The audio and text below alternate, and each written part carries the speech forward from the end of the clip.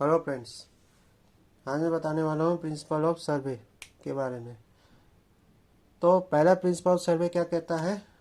Working from whole to path. Sir ये क्या होता है? तो working from whole to path यानी कि पहले हम बाउंड्री पता कर लेते हैं, है ना। फिर हम क्या करेंगे, छोटे छोटे टुकड़ों में बांट देंगे। इस तरह से हम बांटेंगे।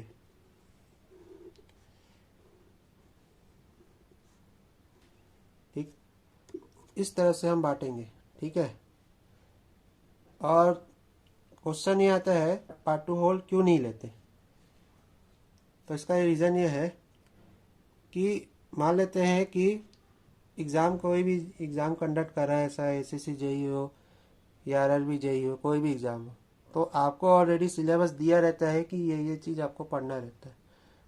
तो अगर इनकेस एग्ज़ामिनर सिलेबस नहीं देता है और और इस टाइम पे एग्ज़ाम रहता है, तो आपको पता नहीं रहता कि हमको क्या पढ़ना चाहिए, क्या नहीं पढ़ना है। सेम इस केस में भी अप्लाई होता है। यदि आपका बाउंड्री पता है तो हम आसानी से गलतियों को पता कर सकते हैं। जैसे कि यहाँ पर हमको हमको मेजर इधर करना था, है ना, इस पॉइंट पे करना था। गलती से हम 2 डिग्री यहाँ खसक गए, तो आसानी से हम 2 डिग्री को हम क्या करेंगे, एलिमिनेट कर सकेंगे। और यहाँ तक पहुँचते पहुँचते आखिरी पॉइंट तक इस पॉइंट में आ जाते हैं। ठीक है। इस पॉइंट में कुछ दूरी है, कुछ एंगल आ जाती है ना, जिससे कि हमको एक ही गलती को एलिमिनेट की जा सकती है। ठीक है। जबकि पार्ट टू होल के केस में तो हम कुछ भी आइन बाय साइन बांट देते हैं। ठीक है।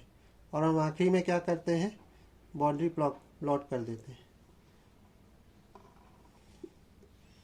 तो हमको ये नहीं पता रहता कि हमने कहाँ गलती की है। ठीक है। जैसे कि हमको यहाँ मेजर करने के बजाय यहाँ एग्जैक्ट पॉइंट होना था, यहाँ एग्जैक्ट पॉइंट होना था, यहाँ एग्जैक्ट पॉइंट होना था, यहाँ एग्जैक्ट पॉइंट होना था। ऐसे करते करते यहाँ आखिरी छोर तक पहुँच जाएंगे। बट इसको करेक्ट नहीं करना है, सभी को करेक्ट करना पड़ जाता है। तो जो करेक्शन बहुत बड़ा है एज कम्पेयर टू दिस। ठीक है। तो होल टू पार्ट में फ़ायदा ये रहता है कि हमको एरर जो होता है बहुत कम मिलता है और एक्यूरेसी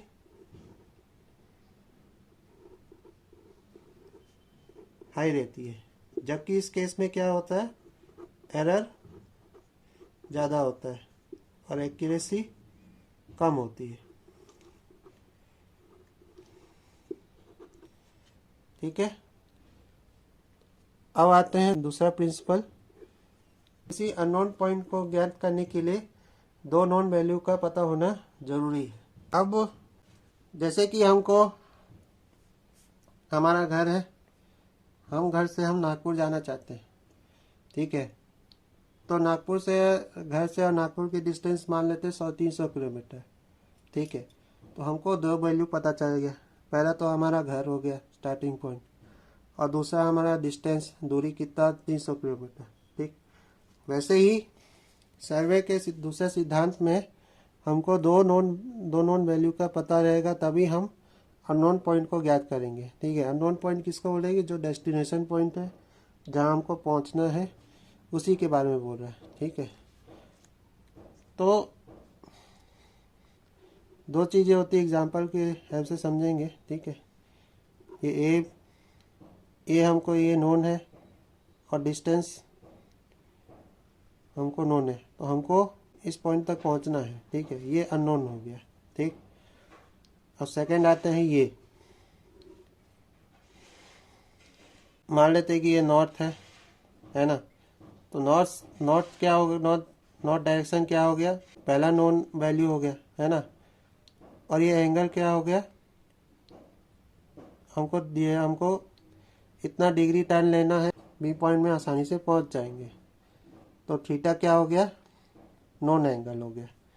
तो हमको 2 नॉन वैल्यू मिला, एक तो नॉर्थ दिशा मिला, दूसरा थ्री ट्रायंगल मिला। ठीक है, तो ये है दो सिद्धांत। यदि आपको पसंद आए तो इस वीडियो को लाइक करें, शेयर करें, सब्सक्राइब करें। मैं मिलता हूँ अगली वीडियो के लिए, तब तक के लिए जय हिंद।